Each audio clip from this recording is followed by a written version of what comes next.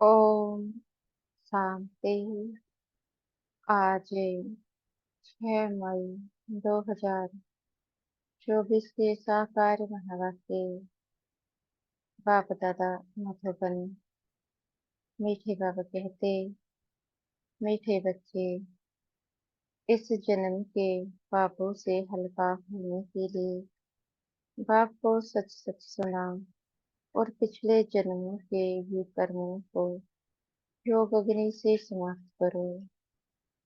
आज का प्रश्न है, खुदाई खिदमतगार बनने के लिए कौन सी एक चिंता अर्थात करना चाहिए?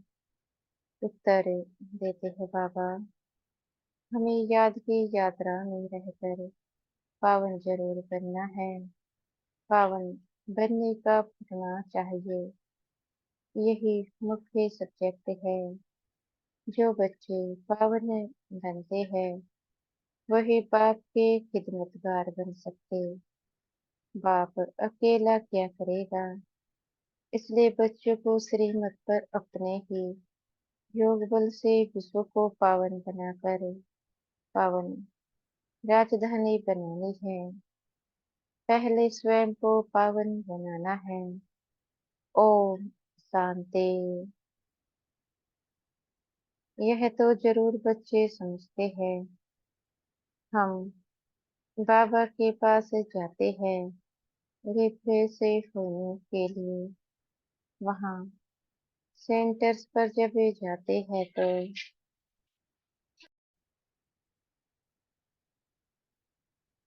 ऐसे नहीं समझ सकते। तुम बच्चों की बुद्धि में है, बाबा मधुबन में है। बाप की मुरली चलती ही है बच्चों के लिए। बच्चे समझेंगे हम जाते हैं मधुबन में मुरली सुनने। मुरली अक्सर श्री कृष्ण के लिए समझ लिया है। मुरली का अर्थ कोई और नहीं है। तुम बच्चों को अब अच्छी तरह से समझ आई है। तुम बच्चों को अब अच्छी तरह से समझ आई है ना? बाप ने समझाया है और तुम फेल करते हो। बरोबर हम बहुत बेसमझ बन पड़े थे। ऐसे कोई भी अपने को समझते नहीं है। यहाँ जब आते हैं तब निश्चय बुद्धि होते हैं। बरोबर हम बहुत बेसमझ बन गए थे। तुम सतयुग में कितने समझदार विश्व के मालिक थे। कोई मूर्ख थोड़े ही विश्व के मालिक बन सकते हैं। यह लक्ष्मी नारायण विश्व के मालिक थे। इतने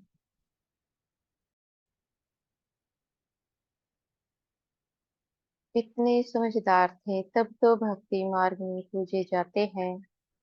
जड़ चित्र कुछ बोल तो नहीं सकते।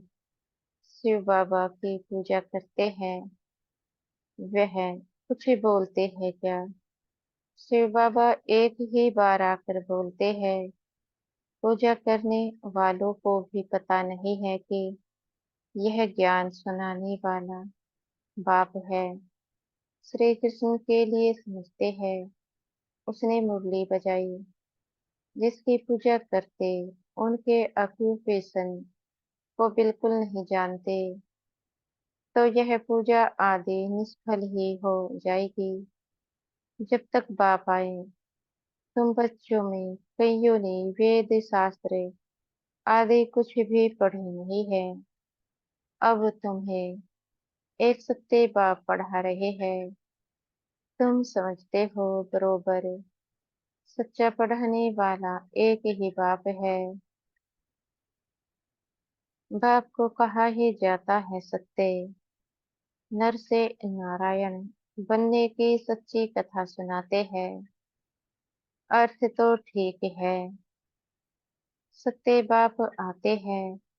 अब नर से नारायण बनना है तो जरूर सतयुग स्थापन करेंगे ना। पुराने दुनिया कलयुग थोड़े ही बनेगी। कथा सुनने समय यह कोई को बुद्धि में नहीं होता है कि हम नर से नारायण बनेंगे। अभी तुमको नर से नारायण बनने का राजयोग सिखलाते हैं। यह भी कोई नई बात नहीं। बाप कहते हैं, मैं कल्प कल्प आकर समझाता हूँ, युगे युगे कैसे आऊंगा। ब्रह्मा का चित्र दिखाकर तुम समझा सकते हो। यह रथ है, यह है बहुत जन्मों के अंत का जन्म पतित। अब यह भी पावन बनते हैं, हम भी बनते हैं। सिवाय योग बल के कोई पावन नहीं, कोई पावन बन नहीं सकता। विकर्म विनाश हो न सके। पानी में स्नान करने से कोई पावन नहीं बनते। यह है योग अग्नि। पानी होता है आग को बुझाने वाला, आगे होती है जलाने वाली। तो पानी कोई आग तो नहीं है जिससे विकर्म विनाश हो। सबसे ज्यादा गुरु आदि इसने किए हैं, शास्त्र भी बहुत पढ़े। इस जन्म में जैसे पंडित था, लेकिन उससे फायदा तो कुछ भी नहीं हुआ। पुण्य आत्मा तो बनते ही नहीं, पाप ही करते आए। बाप ने समझाया है, जो अपने को बच्चे समझते हैं, तो इस जन्म में जो पाप आदि किए हैं, जबकि सम्मुख बाप आया है, तो पाप कर्म बता देने चाहिए, तो हल्का हो जाएगा। इस जन्म में हल्के हो जाएंगे। फिर पुरुषार्थ करना है। जन्म जन्मांतर के पाप कर्म का बोझा जो सिर पर है, उसे उतारना है। बाप योग की बातें समझाते हैं। योग से ही भी कर्म विनाश होंगे। यह बातें तुम अभी सुनते हो, सतयुग में यह बातें कोई सुना ना सके। यह सारा ड्रामा बना हुआ है, सेकंड बाय सेकंड यह सारा ड्रामा फिरता रहता है। एक सेकंड न मिले दूसरे से, सेकंड बाय सेकंड आयु भी कम होती जाती है। अभी तुम आयु को कम होने से ब्रेक देते हो और योग से आयु को बढ़ाते हो। अब तुम बच्चों को अपनी आयु को बड़ा बनाना है। योग बल से, योग के लिए बाबा बहुत जोर देते हैं, परंतु कई समझते नहीं। कहते हैं, बाबा हम भूल जाते हैं। तब बाबा कहते हैं, योग कोई और बात नहीं, यह है याद की यात्रा। बाप को याद करते करते पाप करते जाएंगे, अंतिमति सो गति हो जाएगी। इस पर एक मिसाल भी देते हैं। कोई ने किसको कहा, तुम भैंस हो तो बस वह समझने लगा मैं तो भैंस हूँ। बोला, इस दरवाजे से निकलो, तो बोला मैं भैंस हूँ। कैसे निकलूं? सचमुच जैसे भैंस बन गया। यह एक मिसाल बैठ बनाया है, बाकी कोई ऐसा है नहीं। यह कोई यथार्थ मिसाल नहीं है। हमेशा रियल बात पर मिसाल दिया जाता है। इस समय बाप तुमको जो समझाते हैं, उनके फिर भक्ति मार्ग में त्योहार मनाए जाते हैं। कितने मेले मलाखड़े आदि होते हैं। बाकी इस समय जो कुछ भी होता है, उनके त्योहार बन जाते हैं। तुम यहाँ कितने सब अच्छे बनते हो। मिले मिलाके में तो कितने मैले होते हैं। शरीर को मिट्टी मानते हैं, समझते हैं पाप मिट जाएंगे। बाबा का खुद यह सब किया हुआ है। नासिक में पानी बहुत गंदा होता है। वहां जाकर मिट्टी मानते हैं, समझते हैं पाप विनाशी हो जाएंगे। फिर उस मिट्टी को साफ करने के लिए पानी ले आते हैं। विलायत में कोई बड़े महाराजा आदि जाते थे तो गंगा जल का मटका साथ ले जाते थे। फिर स्टीमर में वही पानी पीते थे। आगे एरोप्लेन मोटर आते थे। नहीं, 100-150 वर्षों में क्या क्या बन गया है। बाबा कहते हैं सत्यवादी में यह साइंस आदि काम में आती है। वहां तो महल आदि बनाने करने में देरी नहीं लगती।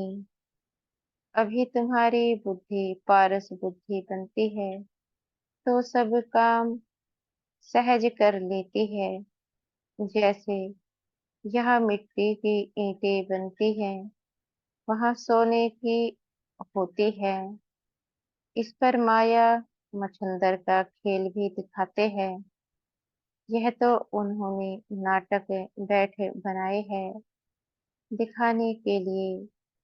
रोबरे स्वर्ग में सोने की ईंटें हैं, उसको कहा ही जाता है गोल्डन एज। इसको कहा जाता है आयरन एज। स्वर्ग को तो सभी याद करते हैं, चित्र भी उन्हों के कायम है। कहते भी है आदि सनातन धर्म, फिर हिंदू धर्म कह देते हैं। देवता के बदले हिंदू कह देते हैं, क्योंकि विकारी है तो देवता कैसे कहे। तुम कहाँ भी जाते हो तो यह समझाते हो, क्योंकि तुम हो मैसेंजर, पैगंबर। बाप का परिचय हर एक को देना है। कोई झटे समझेंगे कि बरोबर तुम ठीक कहते हो, दो बाप बरोबर है। कोई कह देंगे परमात्मा तो सर्वव्यापी है। तुम समझते हो एक से हद का वर्षा मिलता है, पारलौकिक बाप से बेहद का वर्षा मिलता है। एक से जन्म के लिए यह ज्ञान भी अभी है, वहाँ यह ज्ञान नहीं रहता। संगम पर ही वर्षा मिलता है, जो फिर 21 पीढ़ी जन्मी 22 जन्मी तुम राज्य करते हो। तुम सारे विश्व के मालिक बनते हो। यह तुमको अभी मालूम पड़ा है। जो पक्के निश्चय बुद्धि है उनको कोई संशय उठाने की बात ही नहीं। बेहद के बाप से बेहद का वर्षा मिलता है। शिव बाबा आएंगे तो जरूर कुछ वर्षा देते होंगे। इसलिए बाबा कहते हैं यह बैज बहुत अच्छा है, इसे सदा लगा कर रखना है। घर घर में मैसेज देना है, फिर कोई माने या न माने। बिना से आएगा तो समझेंगे भगवान आया हुआ है। फिर जिन्हों को तुमने मैसेज दिया होगा वे याद करेंगे कि यह सफेद पोश वाले फरिश्ते कौन थे। सूक्ष्म वतन में भी तुम फरिश्ते देखते हो ना। तुम जानते हो मम्मा बाबा योग बल से ऐसा फरिश्ते बनते हैं तो हम भी बनेंगे। यह सब बातें बाप इसमें प्रवेश कर तुमको समझाते हैं, डायरेक्ट नॉलेज देते हैं। जो बाबा में नॉलेज है वह तुम बच्चों में भी है। जब ऊपर में जाते हो तो नॉलेज का पार्ट भी पूरा हो जाता है। फिर जो पार्ट मिला है वह सुख का पार्ट बजाते हैं और यह नॉलेज भूल जाती है। बाबा कहते हैं, तो तुम बच्चे कहाँ भी जाते हो तो मैसेंजर की निशानी, यह बैज साथ में जरूर चाहिए। भल कोई हंसी करे, इस पर क्या हंसी करेंगे।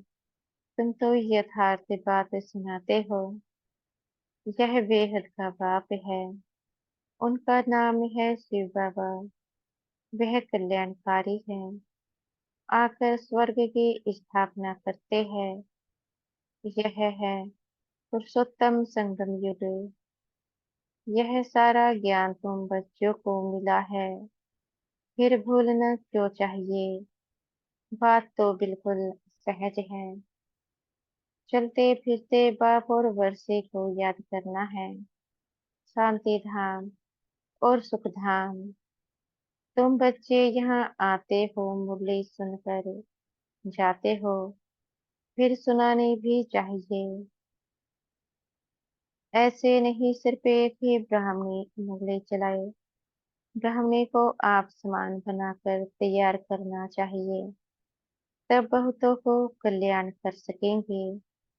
अगर एक ही ब्राह्मणी कहाँ चली जाती है तो दूसरी क्यों नहीं सेंटर चला सकती। क्या धारणा नहीं की है। स्टूडेंट को पढ़ने और पढ़ाने का शौक चाहिए। मुरली तो बहुत सहज है। कोई भी धारण कर क्लास करा सकते हैं। यहाँ तो बाप बैठे हैं। बाप बच्चों को कहते हैं, कोई भी बात में संशय नहीं होना चाहिए। एक बाप ही है जो सब कुछ जानते हैं। एक ही एम ऑब्जेक्ट है। इसमें कोई प्रश्न आदि पूछने का भी नहीं रहता। सुबह को भी बैठे बच्चों को याद की यात्रा में मदद करता हो। सारे बेहद के बच्चे याद रहते हैं। तुम सब बच्चों को इस याद की मदद से सारे विश्व को पावन बनाना है। इसमें ही तुम अंगुली देते हो।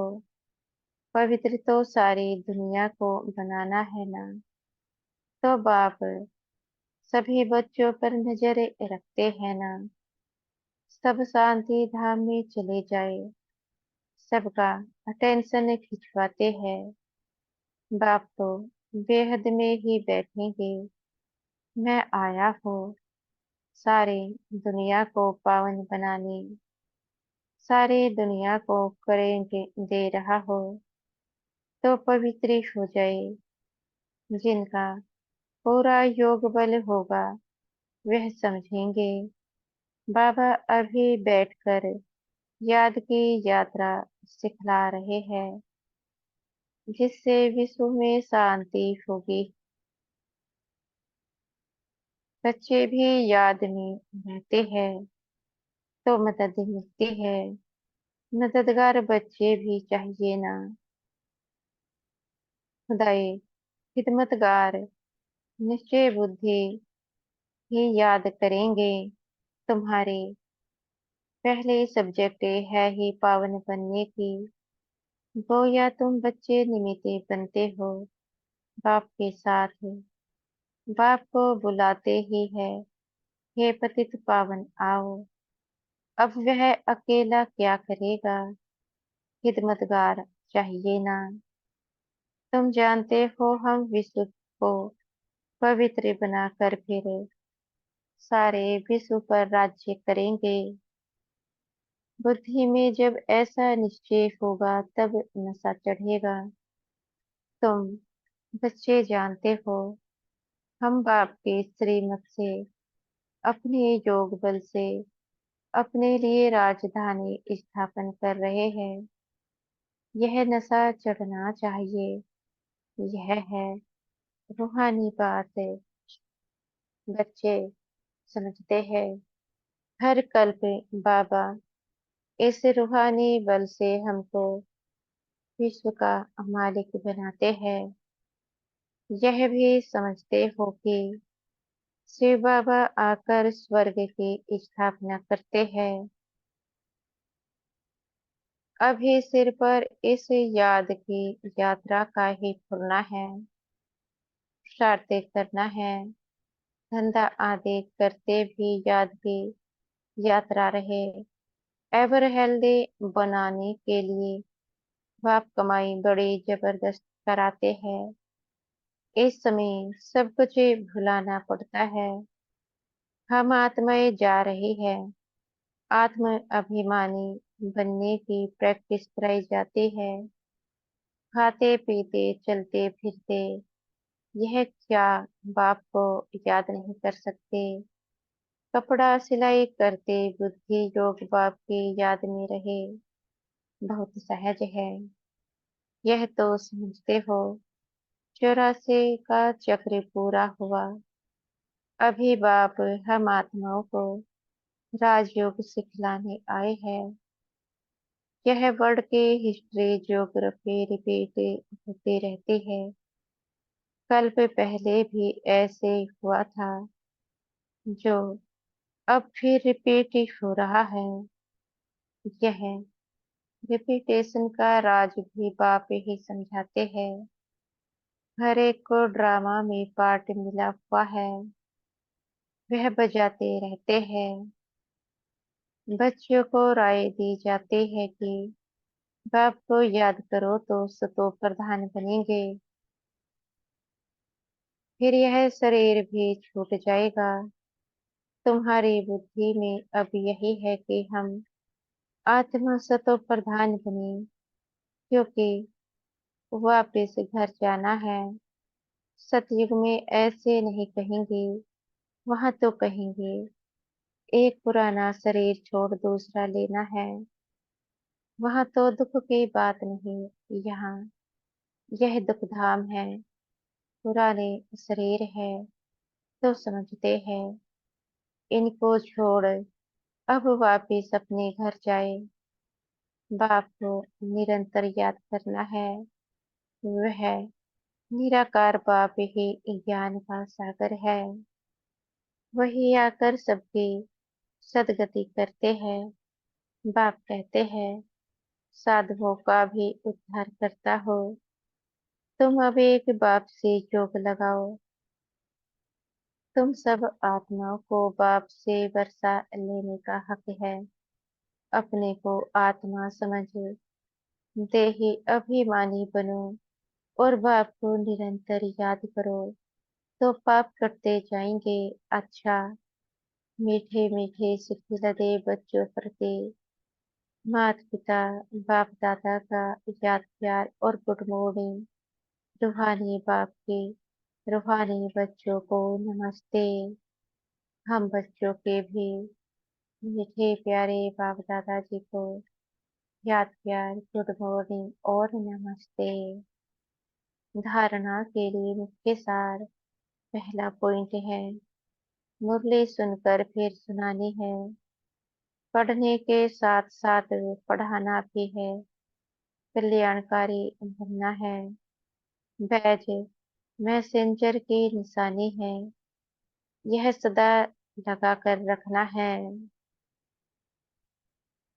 दूसरा पॉइंट है, विश्व में शांति स्थापन करने के लिए याद की यात्रा में रहना है। जैसे बाप की नजर बेहद में रहती है, सारी दुनिया को पावन बनाने के लिए करंट देते हैं, ऐसे फूलो फादर कर मददगार बनना है। आज का वरदान है। हमारे सतगुरु जी हमें आज का वरदान दे रहे हैं। कर्म और योग के बैलेंस द्वारा कर्मातीत स्थिति का अनुभव करने वाले कर्म बंधन मुक्त भव। कर्म और योग के बैलेंस द्वारा कर्मातीत स्थिति का अनुभव करने वाले कर्म बंधन मुक्त भव। कर्म के साथ साथ ही योग का बैलेंस हो तो हर कर्म में सफलता प्राप्त होती है। कर्मयोगी आत्मा कभी कर्म के बंधन में नहीं फंसते। कर्म के बंधन से मुक्त को ही कर्मातीत कहते हैं। कर्मातीत का अर्थ यह नहीं है कि कर्म से अतीत हो जाओ। कर्म से न्यारे नहीं, कर्म के बंधन में फंसने से न्यारे बनो। ऐसे कर्मयोगी आत्मा अपने कर्म से अनेकों का कर्म श्रेष्ठ बनाने वाली होगी। उसके लिए हर कार्य मनोरंजन लगेगा, मुश्किल का अनुभव नहीं होगा।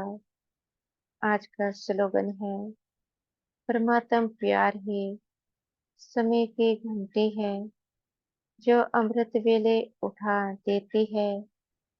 परमात्म प्यार ही समय की घंटी है, जो अमृत वेले उठा देती है। अच्छा, ओम शांति। शुक्रिया हमारे मीठे प्यारे बाप दादाजी का, मीठे सतगुरु जी का, मीठे टीचर जी का। ओम शांति।